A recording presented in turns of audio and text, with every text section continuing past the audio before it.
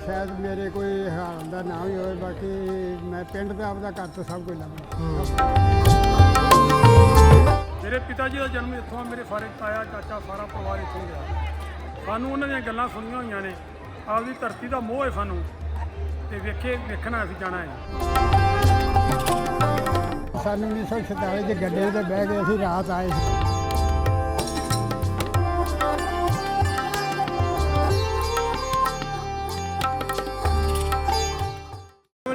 सत श्री अकाल, मैं नासिर ढिल्लों, तुसीं जुड़े हो साडे चैनल पंजाबी लहर दे नाल। साडे कोल लोग आउंदे ने, असीं ननकाना साहब हर साल आईदा इत्थे, जिहड़े सिख यात्री आउंदे ने उहदी गलबात तुहाडे नाल रखी दी है। बहुत सारे लोग आउंदे ने, मैं जे कहां ते 100% जो कोई 80% लोग ऐसे ने जिन्हां दा पिछोकड़ किसी ना किसी हवाले नाल इधर जुड़िया हुंदा, उन्हां दा या उन्हां दी मिसेज दा या उन्हां दे नानकिਆਂ ਦਾ, ते साडे कोल पुछ दस करदे ने भी साडा इधर फैमिली सी, साडा पिंड सी, पिंड जाना चाਹੁੰਦੇ ਨੇ, पिंड ਵੇਖਣਾ ਚਾਹੁੰਦੇ ਨੇ, ਕਿਹੜੇ ਪਿੰਡ ਜਾਣਾ ਚਾਹੁੰਦੇ ਨੇ, ਉਹਦੀ ਇਹਨਾਂ ਨਾਲ ਗੱਲਬਾਤ ਕਰਦੇ। ਸਤਿ ਸ਼੍ਰੀ ਅਕਾਲ ਜੀ। ਸਤਿ ਸ਼੍ਰੀ ਅਕਾਲ ਜੀ। ਭਾਜੀ ਕੀ ਨਾਮ ਤੁਹਾਡਾ? ਥੋੜਾ ਜਿਹਾ ਲਾਗੇ ਆ ਜਿਓ। ਮੇਰਾ ਨਾਮ ਹਰਵਿੰਦਰ ਸਿੰਘ ਹੈ ਜੀ। ਕਿਹੜਾ ਪਿੰਡ ਆਪਣਾ, ਕਿਹੜਾ ਸ਼ਹਿਰ? ਸਾਡਾ ਡਿਸਟ੍ਰਿਕਟ ਮੋਗਾ, ਪੰਜਾਬ, ਇੰਡੀਆ ਚੋਂ ਮਸੀਤਾਂ ਪਿੰਡ ਆ ਸਾਡਾ, ਨੀਅਰ ਕੋਟ ਇਸੇ ਦਾ ਸ਼ਹਿਰ ਹੈ ਸਾਡਾ, ਉੱਥੋਂ ਆਇਆ ਜੀ। ਨਾਂ ਕੀ ਤੁਹਾਡਾ ਜੀ? हजारा से ढोट ਹਜ਼ਾਰਾ ਸਿੰਘ ਢਿੱਲੋਂ। ढोट ढोट ਢੋਟ। कंबोज ਅੱਛਾ, ਕੰਬੋਜ ਬਰਾਦਰੀ। ਤੇ ਕਿਹੜਾ ਪਿੱਛੇ ਆਪਣਾ? चौथी तक।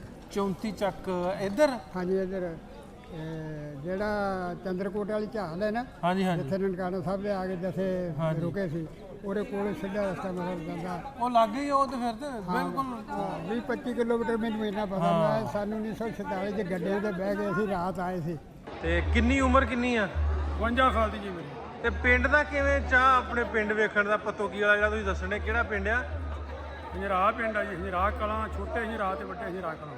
ਤੇ ਮੈਂ ਕਿਹਾ ਐਡੀ ਤਾਂ ਕਿਉਂ ਪਿੰਡ ਜਾਣ ਦੀ? ਪਿੰਡ ਜਾਂਦੀ ਸਾਡਾ ਪੁਰਖਿਆਂ ਦਾ ਪਿੰਡ ਹੈ ਜੀ। ਹਾਂ। 1947 ਦੇ ਵਿੱਚ ਸਾਡੇ ਬਜ਼ੁਰਗ ਇੱਥੋਂ ਗਏ ਹੋਏ ਨੇ। ਮੇਰੇ ਪਿਤਾ ਜੀ ਦਾ ਜਨਮ ਇੱਥੋਂ, ਮੇਰੇ ਸਾਰੇ ਤਾਇਆ ਚਾਚਾ ਸਾਰਾ ਪਰਿਵਾਰ ਇੱਥੋਂ ਗਿਆ। ਸਾਨੂੰ ਉਹਨਾਂ ਦੀਆਂ ਗੱਲਾਂ ਸੁਣੀਆਂ ਹੋਈਆਂ ਨੇ, ਆਪਦੀ ਧਰਤੀ ਦਾ ਮੋਹ ਹੈ ਸਾਨੂੰ, ਤੇ ਵੇਖਣਾ ਅਸੀਂ ਜਾਣਾ ਹੈ। ਤੇ ਉਮਰ ਕਿੰਨੀ ਹੁਣ?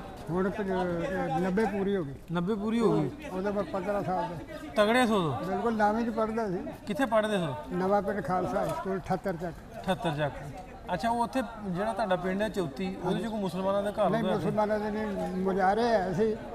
ਤੇ ਹੁਣ ਸ਼ਾਇਦ ਮੇਰੇ ਕੋਈ ਹਾਲ ਦਾ ਨਾ ਹੀ ਹੋਵੇ, ਬਾਕੀ ਮੈਂ ਪਿੰਡ ਦਾ ਆਪਦਾ ਘਰ ਤੋਂ ਸਭ ਕੁਝ ਲੱਭਣਾ, ਸਭ ਪਤਾ। ਚਲੋ ਪਿੰਡ ਜਾ ਕੇ ਹੁਣ ਵੇਖਣਾ ਕੀ ਆ, ਲੱਭਣਾ ਕੀ ਆ ਪਿੰਡ ਜਾ ਕੇ? ਪਿੰਡ ਜਾ ਕੇ ਇਹੋ ਹੀ ਆ ਜੀ, ਪੁਰਾਣੀਆਂ ਯਾਦਾਂ ਆ ਜਿਹੜੀਆਂ ਬਜ਼ੁਰਗਾਂ ਨਾਲ ਜੁੜੀਆਂ ਹੋਈਆਂ ਨੇ। ਕੋਈ ਜ਼ਮੀਨ ਉੱਥੇ ਸਾਡੇ ਖੂਹ ਖਾਨ ਘਰ ਸੀ ਸਾਡੇ, ਉਹ ਵੇਖਣੇ ਆ। ਉੱਥੇ ਇੱਕ ਸਾਡਾ ਬਾਪੂ ਅਰਜਨ ਸਿੰਘ ਜਿਹੜੇ ਹਜਰਾ ਸਾਹਿਬ ਸੀ, ਸਰਦਾਰ ਸੀ, ਤੇ ਉਹਨਾਂ ਦਾ ਕਿਲ੍ਹਾ ਵੇਖਣਾ, ਘਰ ਵੇਖਣਾ। ਉਹ ਵੀ ਕਿਰਪਾਲ ਜੀ ਨੇ ਦੱਸਿਆ, ਉਹ ਵੀ ਦਰਸ਼ਨ ਕਰਨੇ ਜੀ, ਸਾਰੇ ਵੇਖ ਕੇ ਆਉਣੇ।